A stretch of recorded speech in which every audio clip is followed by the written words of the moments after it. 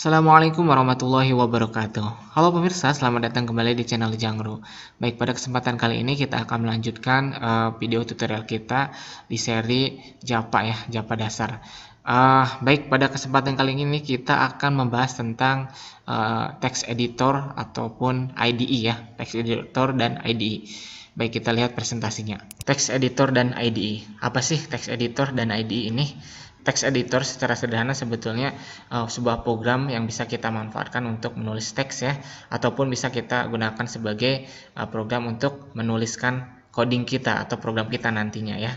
Dan sedangkan IDE sendiri adalah editor yang terintegrasi. Nah, itu sederhananya ya. Tapi sebelum kita bahas lebih dalam tentang IDE ya ataupun text editor, kita akan lihat dulu proses kompilasi program terlebih dahulu ya. Flashback sebentar. Nah, proses kompilasinya seperti ini.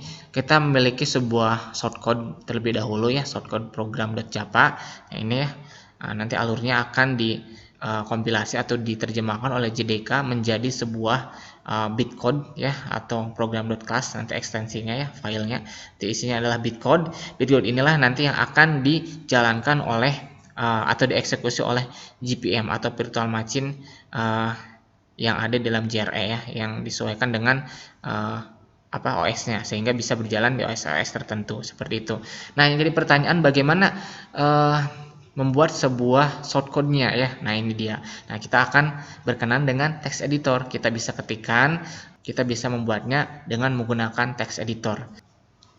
Di sini akan saya contohkan terlebih dahulu. Pemirsa perhatikan saja dulu dan tidak usah bingung dulu ya. Perhatikan aja, tidak usah diikutin, tapi lihat aja dulu. Nanti juga ada maksudnya saya membuat seperti ini. Baik, di sini kita akan coba membuat sebuah shortcode dengan menggunakan text editor Notepad yang ada di Windows ya. Oke, baik pemirsa. Pertama kita akan mencoba membuat folder program dulu. Misalkan kita namanya adalah Hello Java, nama programnya ya, nama folder programnya atau projectnya. Kemudian di dalam folder ini akan kita buat sebuah file shortcode dengan menggunakan Notepad. Misalkan kita buka Notepad bawaan Windows-nya.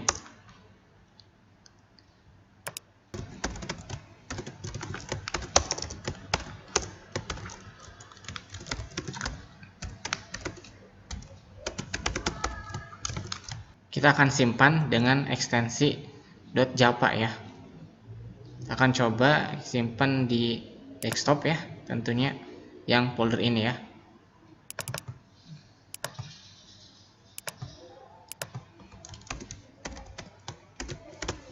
.java. Nah, ini dia file shortcode kita. Oke, kita close. Kita lihat di sini. Nah, ini ya, kita ada posisinya ada di shortcode. Kita sudah membuat sebuah shortcode dengan menggunakan text editor, begitu ya pemirsa. Selanjutnya kita akan coba mengkompilasinya ya dengan menggunakan command ya, instruksi dari Java-nya. Nah, ini kita akan menuju alamat dari file kita, shortcode ini ya. Kita masuk ke sini, script directory. Nah, kita ada di dalam folder Hello Java. Ini tuh mengartikan ada di dalam folder Hello Java. Kita akan kompilasi dengan perintah Java compile Hello Java.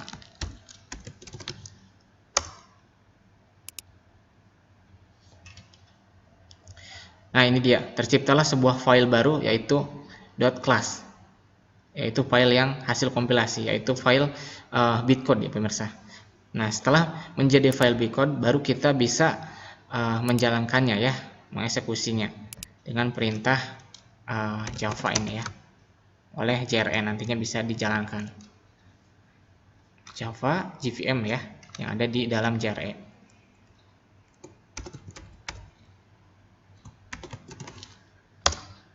Nah, ini dia. Hello pemirsa.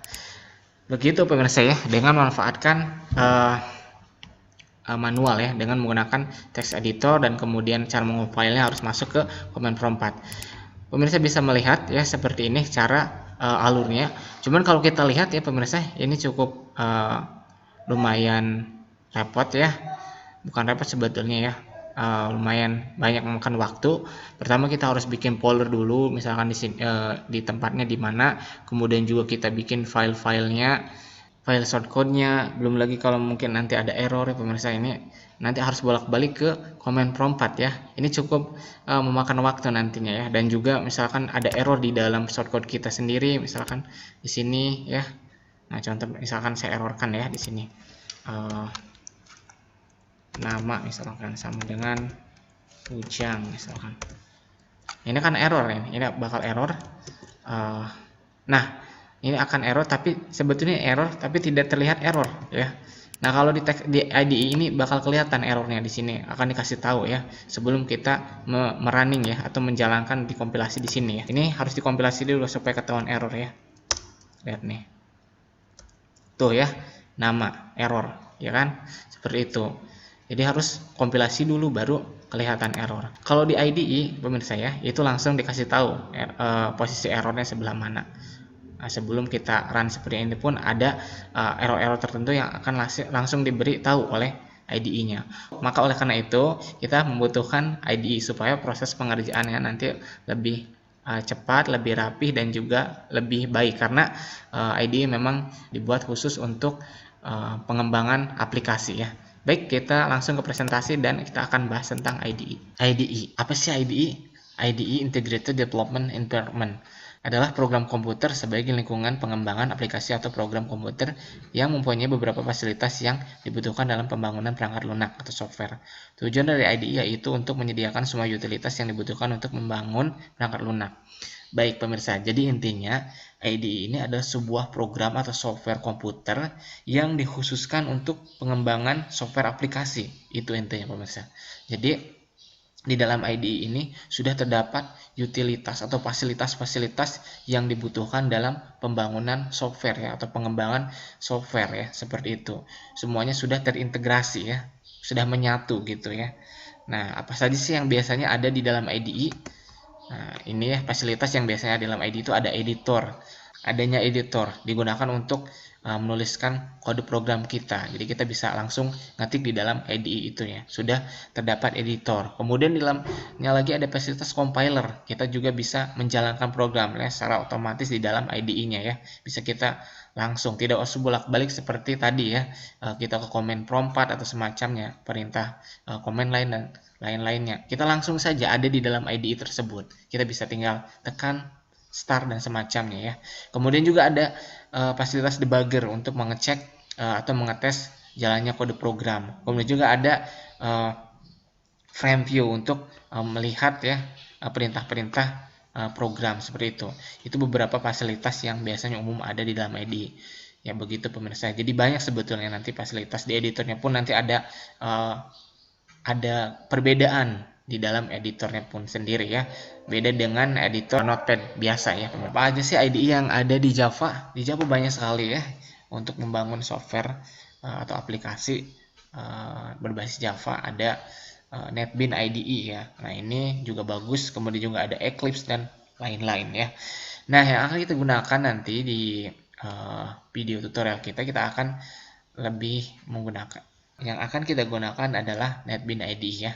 Nah, ini memang yang cukup populer untuk Java Standard Edition, memang NetBeans misalnya ya. Baik, nanti akan kita manfaatkan IDE NetBeans di dalam video tutorial kita. Jadi pemirsa pakai NetBeans saja, ikuti ya. Baik, kita akan lihat salah satu contoh IDE yang nantinya akan kita manfaatkan dalam tutorial ini ya, yaitu NetBeans. Nah, ini misalkan untuk membuat sebuah project kita juga tinggal klik-klik seperti itu ya. Beda dengan kita membuat manual ya.